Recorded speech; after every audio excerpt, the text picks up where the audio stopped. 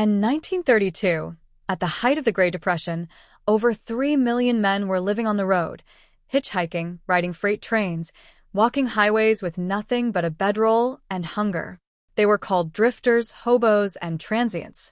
But many of them were simply truck drivers, harvest hands, and working men doing whatever it took to survive.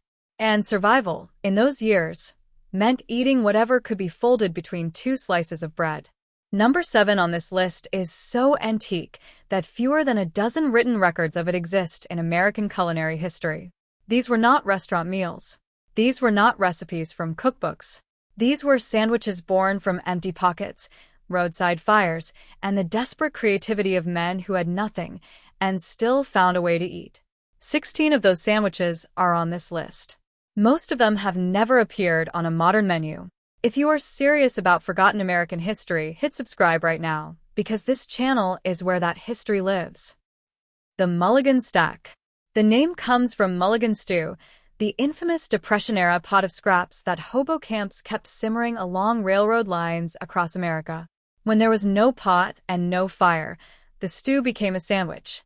Whatever remained from the previous night, boiled potato scraps, a strip of salt meat, a soft carrot, got stacked between two thick heels of day-old bread and wrapped in newspaper for the road. Truck drivers in the Midwest picked up this habit from the camps they passed along routes 30 and 40. Diners near rail yards in Ohio and Indiana sometimes sold a version of it for 3 cents in 1933. No recipe was ever formally written down. It was assembled from whatever existed and eaten without ceremony. The Mulligan Stack was not food born from a kitchen. It was food born from necessity, and it fed thousands of forgotten American men. 2. Hobo egg press. Eggs were one of the few foods a broke man could always find during the Depression. Farmhouses along rural highways often traded eggs for small labor, chopping wood, mending fences, clearing brush.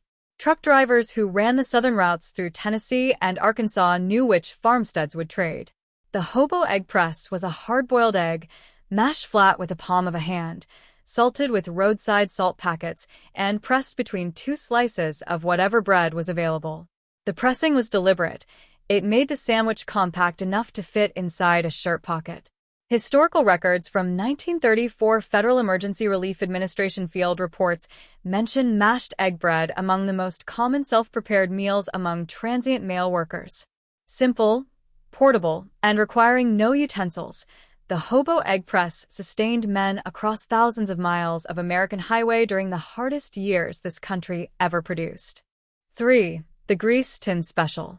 Every truck in the 1930s carried a grease tin, a small metal container of axle grease or cooking lard stored behind the seat for mechanical use and, when hunger became severe enough, for eating. Drivers on long hauls through the Southwest, particularly along the Texas Panhandle routes, began spreading thin layers of rendered lard onto bread when no other food was available.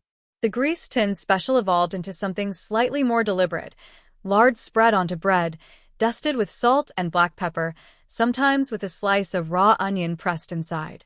Roadside diners in New Mexico and Arizona served versions of this for 1 cent during 1932 and 1933. It sounds almost unbearable by modern standards, but lard provided dense caloric energy that kept working men functional through 12-hour driving shifts. This sandwich was not a choice. For thousands of men, it was the only option available on a given afternoon. 4. Lard bread fold. Distinct from the grease tin special, the lard bread fold was a deliberate domestic preparation made by the wives and mothers of working-class families before a man left home for a long haul. Lard was rendered at home from pork fat, seasoned with salt, occasionally mixed with a small amount of flour to create a spreadable paste, and applied generously to thick-cut bread before folding, not stacking, the slice in half. The fold, rather than a second slice, was a rationing technique. It used half the bread and still created a portable, handheld meal. Records from 1931 Missouri and Kansas Relief Agency food surveys identify lard bread as among the 3 most commonly consumed lunch items among low-income male workers.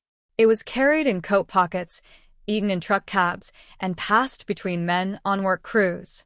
Entire generations of American working men were sustained by nothing more than folded bread and rendered fat. 5. The diner scrape. Roadside diners along Depression-era highways operated on margins so thin that nothing was discarded. At the end of every breakfast service, the flat-top grill held a layer of accumulated drippings, bacon fat, egg remnants, browned butter, bits of potato, and crumbled sausage that cooks scraped into a pan rather than waste. Truck drivers who arrived after the breakfast rush were sometimes sold these scrapings on bread for 1 or 2 cents. The diner scrape became an unofficial menu item at dozens of small highway diners between Oklahoma City and St. Louis during the early 1930s. It was never listed on a chalkboard. Drivers simply asked if there were scrapes available. A 1936 Works Progress Administration oral history interview with a Missouri diner cook specifically references selling grill scrapings on bread to drivers during the Depression years. It was the most honest food those diners ever served. Nothing added, nothing wasted. 6. Pickle heel sandwich. The heel of a bread loaf, the end piece that nobody preferred, became currency among men with almost nothing during the Depression. Simultaneously, pickle barrels were a fixture of every general store and small grocery along American highways, and a single pickle could be purchased for 1 cent or sometimes traded for minor labor. The pickle heel sandwich combined the two most available and least desirable ingredients in Depression-era America, the bread heel and a whole dill pickle pressed flat between both heels of the loaf. The vinegar from the pickle soaked into the dry bread, softening it and adding enough flavor to make the meal tolerable. Truck drivers along the Great Lakes routes, through Michigan, Wisconsin, and Illinois, are specifically documented in 1933 and 1934 Federal Writers' Project narratives as carrying pickle heel combinations as their standard road meal. Cheap, preserved, requiring no refrigeration, it was practically engineered for life on the road. 7. The Roadhouse Smash. Roadhouses, rough, informal eating and drinking establishments that operated along rural American highways before and during Prohibition, maintained a food culture almost entirely separate from mainstream American dining. The Roadhouse Smash was a working-class staple served at these establishments across the rural South and lower Midwest throughout the 1920s and into the Depression years. It consisted of whatever cooked meat was available, most commonly pork scraps or beef end cuts, smashed flat on a hot surface with the bottom of a cast-iron pan, then pressed between 2 slices of thick white bread with raw mustard. The smashing technique made tough, cheap cuts of meat thin enough to eat without struggle. Several roadhouse operators in rural Mississippi and Alabama referenced this preparation in 1935 WPA business surveys. It was aggressive, loud to prepare, and deeply satisfying in a way that only honest food made from difficult ingredients can be. 8. Cold bean slab. Beans were the foundation of Depression-era survival eating across the United States. They were cheap, calorie-dense, and available in every general store from Maine to California.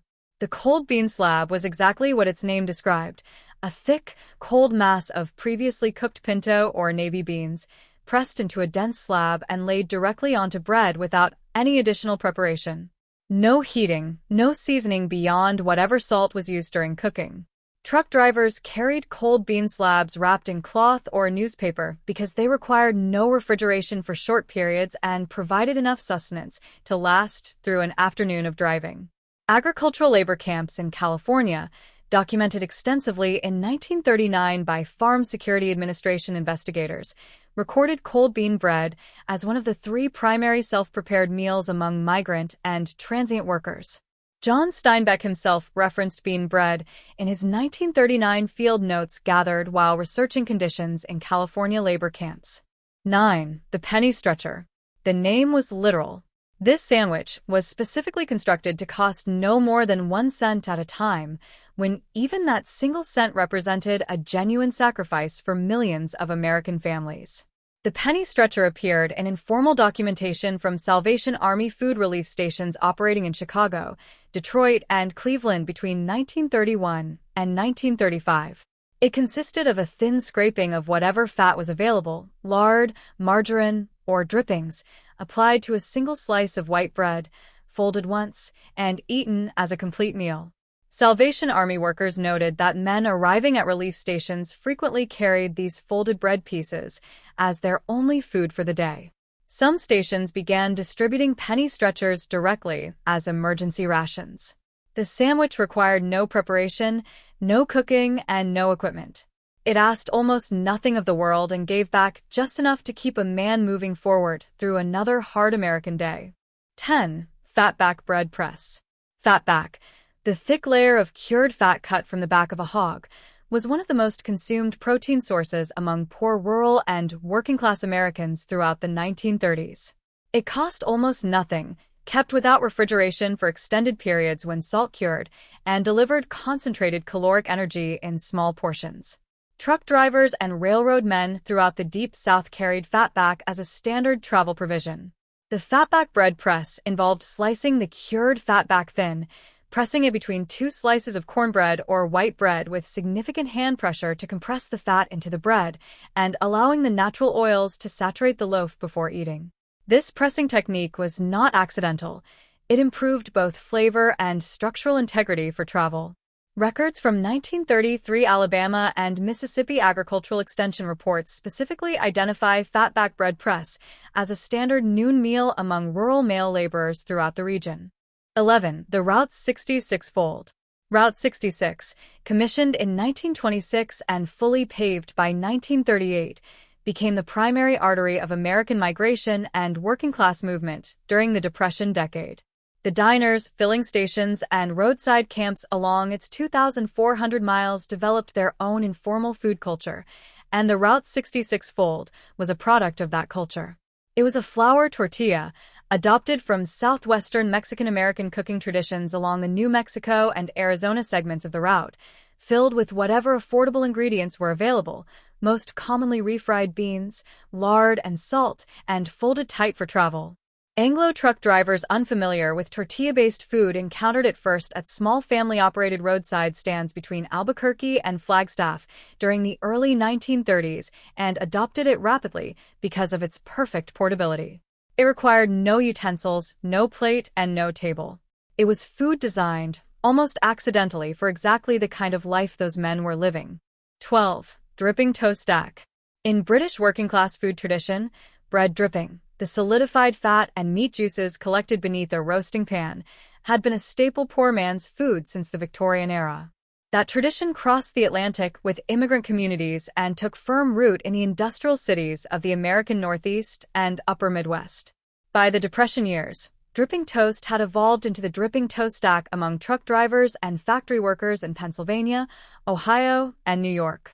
Roasting drippings, dark, gelatinous, intensely flavored, were spread thickly onto toast, stacked 2 or 3 slices high, and eaten as a complete meal. Settlement house food surveys conducted in Pittsburgh and Cleveland between 1932 and 1934 document bread dripping as among the most commonly consumed self-prepared foods in low-income male households. The fat was free, collected from Sunday roasts, and the flavor was extraordinary. Nothing from that era tasted more like survival, made almost comfortable. 13. The skillet leftover.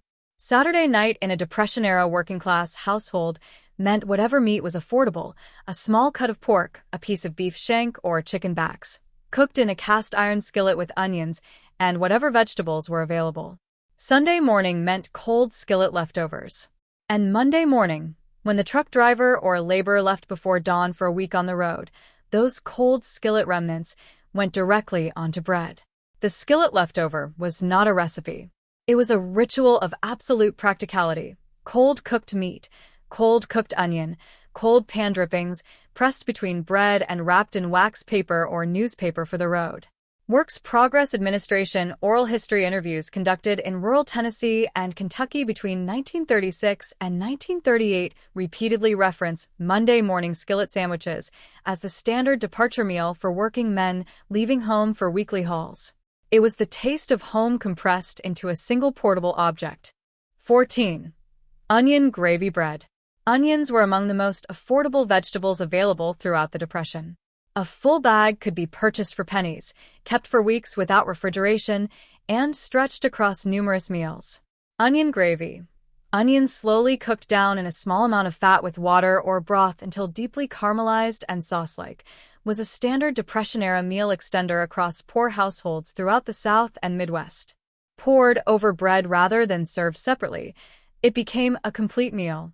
Truck drivers and transient workers who ate at small family boarding houses along rural highways throughout Missouri, Arkansas, and Kentucky in the early 1930s encountered onion gravy bread regularly as a cheap offered meal. Several 1933 and 1934 Red Cross relief distribution records from rural Missouri specifically list onion gravy bread among the prepared foods distributed to transient mail workers at relief stops. The deep, sweet intensity of slow-cooked onion on plain bread was, by every account recorded, genuinely and surprisingly satisfying. 15. The harvest hand wrap. Every autumn throughout the 1930s, tens of thousands of men followed the wheat and corn harvests north and west across America, from Texas through Oklahoma, Kansas, Nebraska, and into the Dakotas. These harvest hands moved in groups, hired by farms for 2 or 3 days at a time, and fed themselves almost entirely from what they carried or could trade for. The harvest hand wrap was a piece of cloth, not bread, soaked in rendered lard or bean liquid, wrapped around a core of cold cornbread, dried meat, or raw onion, and tied shut for travel. When bread was unavailable, the cloth itself served as the structural wrapper. This practice is documented in 1937 and 1938 Farm Security Administration field investigation reports from Kansas and Nebraska, which describe cloth-wrapped food bundles as the standard self-carried meal among migrant harvest laborers. It was ancient in logic and entirely modern in its desperation. 16. Cornbread mash pocket. Cornbread was cheaper to produce than wheat bread across most of the rural South and was the default starch for millions of poor American families throughout the Depression decade. When cornbread went stale, which it did quickly, it was not discarded. It was mashed with water or bean liquid into a thick paste, seasoned with salt, and pressed into a pocket shape by hand. The cornbread mash pocket required no additional ingredients and no cooking beyond what had already been done. Truck drivers along the southern routes, through Georgia, Alabama, Mississippi, and Louisiana, carried these hand-formed cornbread pockets as their primary road meal through the early 1930s. Agricultural extension records from Georgia and Alabama between 1932 and 1935 document cornbread mash as a standard field and travel food among rural mail workers. It was not elegant. It was not intended to be.